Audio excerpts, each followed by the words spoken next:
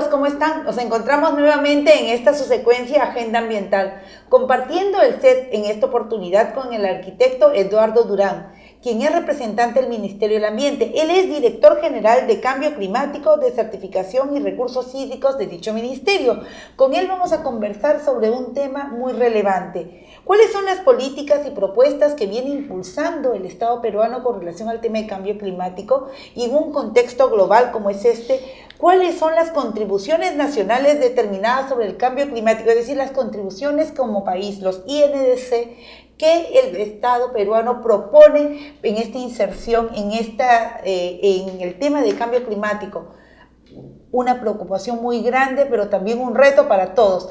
Eduardo, muchas gracias por acompañarnos hoy día en la entrevista. Un placer, Pilar, estar aquí compartiendo contigo este espacio.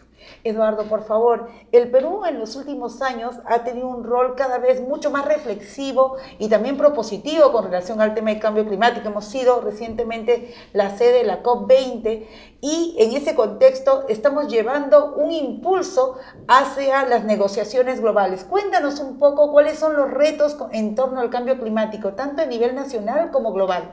Bueno, a nivel nacional sabemos que tenemos un país en el cual el cambio climático está impactando muy fuertemente y va a seguir impactando si es que no disminuye esta intensidad del cambio climático con un esfuerzo global. Y a nivel internacional el Perú está consciente de que tiene que participar activamente en las conferencias internacionales, en las posiciones de Latinoamérica y el Caribe y con nuestra propia posición para las dos cosas, para adaptarnos al cambio climático de la mejor manera posible y para contribuir a reducir las emisiones que lo causan. Y en ese sentido, por ejemplo, se habla mucho de los INDC, las contribuciones nacionales determinadas por el cambio climático. Cuéntanos, ¿qué consiste los INDC? Es un tema un poco tan técnico, pero tan importante a la vez. Así es. Es un nombre que se le ha dado, en inglés es Intended National Determined Contributions. ¿Qué quieren decir? Las contribuciones que los países intentan plantear, decididas por sus propios estados. Voluntarias, pero de alguna manera representan un compromiso que está basado en su capacidad de hacerlo y en su responsabilidad en el problema del cambio climático. Teóricamente, los países desarrollados deben tener un mayor porcentaje, por lo tanto una mayor cantidad de reducciones, y los países en desarrollo hacerlo en la medida de sus posibilidades. Pero todos los países del mundo, la idea de estas INDCs es que todos los países del mundo se comprometan en alguna medida a contribuir a la reducción global, planetaria, de las emisiones de gases de efecto invernadero. ¿Y el Perú, cuál es exactamente la contribución que quiere hacer? ¿En qué temas piensa profundizar estos compromisos? Bueno, en el Perú tenemos muy claro que somos un país vulnerable al cambio climático y debemos contribuir en la medida de lo posible, la mayor cantidad posible a disminuir estas emisiones de gases invernadero en el mundo. Pero nuestro país tiene una contribución al problema muy reducida, del 0.3, 0.4%. Por otra parte, somos un país que necesita crecer aún económicamente, necesita eliminar la pobreza al grado del que venimos haciéndolo y necesitamos cuidar que este crecimiento económico continúe.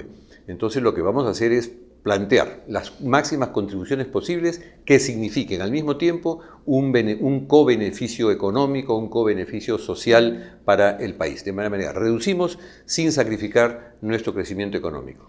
Si bien está el Ministerio justamente elaborando cuáles serían estas contribuciones, ¿tú puedes adelantarnos, por ejemplo, alguna de ellas, o sea, alguna meta específica que nos hayamos trazado como país? Sí, estamos trabajando en 5 sectores para empezar, ¿no? Trabajando en bosques, que es donde más emisiones tenemos por el problema de la deforestación. En bosques es relativamente más económico disminuir y contribuimos a tener un mejor uso de la Amazonía, por un lado. Por otro lado, reducimos fuertemente emisiones por un uso más eficiente. Lo mismo en energía. Simplemente siendo más eficientes en el uso de la energía, en el uso del transporte, en el uso de la electricidad, con solo ese hecho, sin sacrificar nuestro bienestar, podríamos ahorrar muchísimas emisiones. Pero son básicamente bosques, energía, transportes, además de la energía eléctrica. Estamos trabajando en agricultura. La agricultura en los últimos años en el país es cada vez, está emitiendo cada vez más gases de efecto invernadero por la agroindustria, por los fertilizantes, por los propios productos, por los elementos que intervienen en la agricultura. Y también asociado al tema de bosques con la ampliación de la frontera agrícola cuando esta no es muy bien llevada y puede haber casos de deforestación.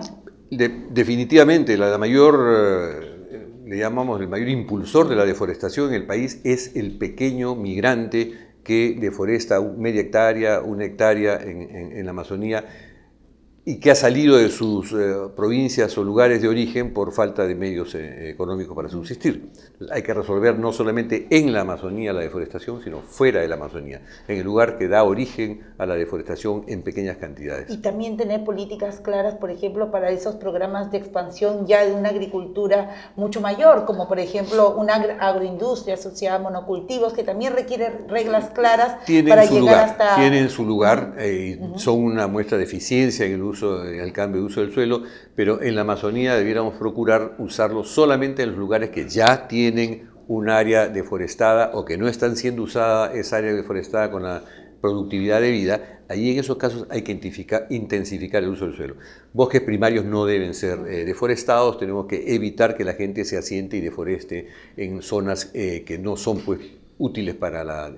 Pero hay muchísimas actividades de piscicultura, turismo ecológico y otras que pueden ser ejercidas por las comunidades específicamente y que causan un beneficio al bosque, reducen emisiones y de esa manera estamos haciendo un beneficio colateral. Y son más amigables justamente al ambiente. Y nos comentabas, has mencionado 4 de las 5 líneas: bosques, energía, transporte y agricultura. En algunos procesos industriales.